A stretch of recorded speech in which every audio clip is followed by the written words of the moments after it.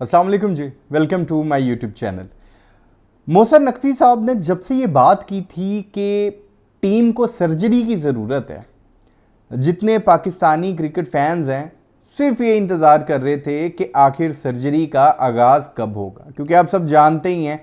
कि Pakistan cricket team ने T20 world cup 2024 में जो कुछ किया है उसके बाद मोहसिन नकवी साहब की इस बात के साथ हर कोई मुत्फिक था कि भाई जल्द से जल्द पाकिस्तान क्रिकेट टीम में सर्जरी की जाए। जो प्लेयर्स पाकिस्तान क्रिकेट टीम में परफॉर्म नहीं कर पाए उन्हें बाहर किया जाए और नए टैलेंट को लाया जाए जो डोमेस्टिक में बेहतरीन परफॉर्मेंस दे रहे हैं और जो इस इंतज़ार में बैठे हैं कि कब उन्हें पाकिस्तान क्रिकेट टीम की जानिब से खेलने का मौका मिलेगा, कम से कम उन प्लेयर्स को चांस दिया जाए।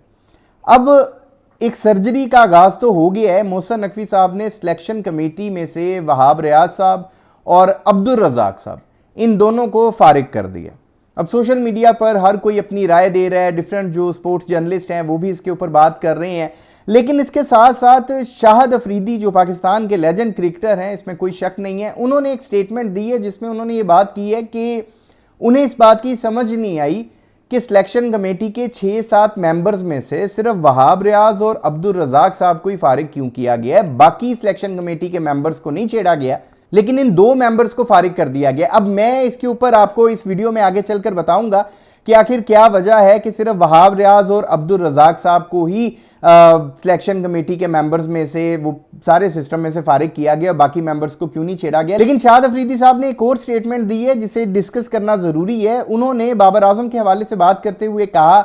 कि बाबर आजम को बहुत ज्यादा चांसेस मिल गए हैं। शाहिद भाई का कहना था कि हम भी कैप्टन रहे हैं, मिसबाह उल हक भी कैप्टन रहे हैं, यूनुस खान भी कैप्टन रहे हैं, पाकिस्तान क्रिकेट टीम में किसी कैप्टन को इतना मौका नहीं मिलता, इतना चांस नहीं मिलता जितना बाबर आजम को मिला। उन्होंने अपनी बात का आगाज इस तरह से किया कि किसी भी नए कैप्टन को लाया जाए या नए कोच को लाया जाए, उन्हें कुछ अरसे तक स्टे करवाया जाए। फिर उन्होंने कहा कि हम भी कैप्टन रहे हैं, मिसबाह उल हक भी कैप्टन रहे हैं, यूनुस खान भी कैप्टन रहे हैं, पाकिस्तान क्रिकेट टीम में किसी कैप्टन को इतना मौका नहीं दिया जाता, इतना चांस नहीं दिया जाता जितना चांस बाबर आजम को दे दिया गया है। उन्होंने कहा कि बाबर आजम ने 2 से 3 वर्ल्ड कप भी खेले हैं, इसके अलावा उन्होंने 2 से 3 एशिया कप भी खेले हैं, बहुत ज्यादा चांसेस मिले हैं बाबर आजम को। मेरे ख्याल में अब बाबर आजम को दोबारा मौका नहीं देना चाहिए, दोबारा चांस नहीं देना चाहिए। उनका इशारा इसी तरफ था कि अब बाबर आजम से हटकर किसी और को कैप्टन बनाया जाए। साथ में उन्होंने ये भी बात की फिर कि अब जो सर्जरी होनी है, जिसके हवाले से उन्होंने ये कहा कि अब सिलेक्शन कमेटी के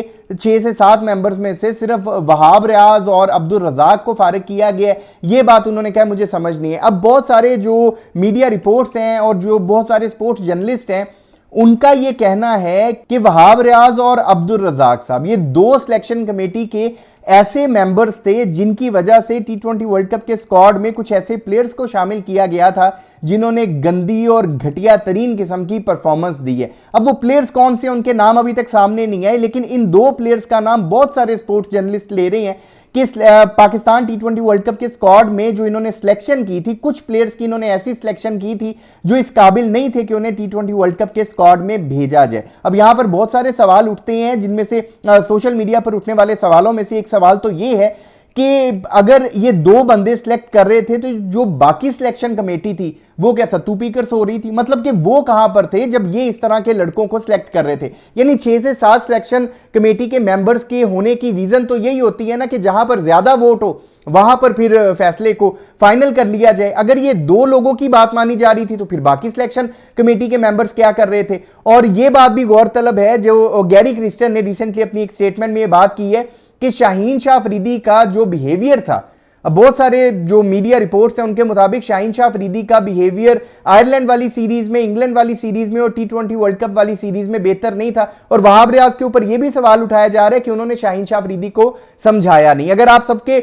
नजर से कोई ऐसी खबर गुजरी हो कि जब लास्ट मैच हुआ था T20 वर्ल्ड कप का जो पाकिस्तान वर्सेस आयरलैंड खेला गया था, उसमें ड्रेसिंग रूम के अंदर बाबर आजम, वहाब रियाज और गैरी क्रिस्टन, इन 3 लोगों ने ड्रेसिंग रूम में प्लेयर से बात की थी। बाबर आजम की बातें आप सबको पता ही हैं कि बाबर आजम ने कहा था मैं जानता हूं कौन मेरी पीठ पीछे बात करता है। उन्होंने अपनी सारी भड़ास निकाली थी जो पूरे T20 वर्ल्ड कप के टाइम में उनके साथ हो रहा था। वहाब रियाज ने भी अपना गुस्सा निकाला था प्लेयर्स के ऊपर, लेकिन गैरी क्रिस्टन ने जो प्लेयर्स को सुनाई थी वो बातें भी सारी दुनिया के सामने आ चुकी हैं। सारे पाकिस्तानी क्रिकेट फैंस ये बात जान चुके हैं कि उन्होंने सारा चटाकटा खोल कर रख दिया था पाकिस्तान के प्लेयर्स का। और बहुत सारे जो पाकिस्तान के स्पोर्ट्स जर्नलिस्ट हैं वो ये कहते हैं कि जब गैरी क्रिस्टन ने प्लेयर्स के ऊपर अपना गुबार निकाला ना, तो किसी के आगे से उफ तक नहीं निकली, क्योंकि सबको पता था यार ये गोरा जो बातें कर रहा है वो सही बातें कर रहा है। अब वहाब रियाज पर इस तरह से भी सवाल उठ रहे हैं कि जो भी T20 वर्ल्ड कप में इश्यूज बन रहे थे, वहाब रियाज को तब चीजों को हैंडल करना चाहिए था, टैकल करना चाहिए था। और बहुत सारे जो मीडिया रिपोर्ट्स हैं, बहुत सारे जो स्पोर्ट्स जर्नलिस्ट हैं, वो ये बातें भी कर रहे हैं कि अब्दुल रज़ाक और वहाब रियाज जो हैं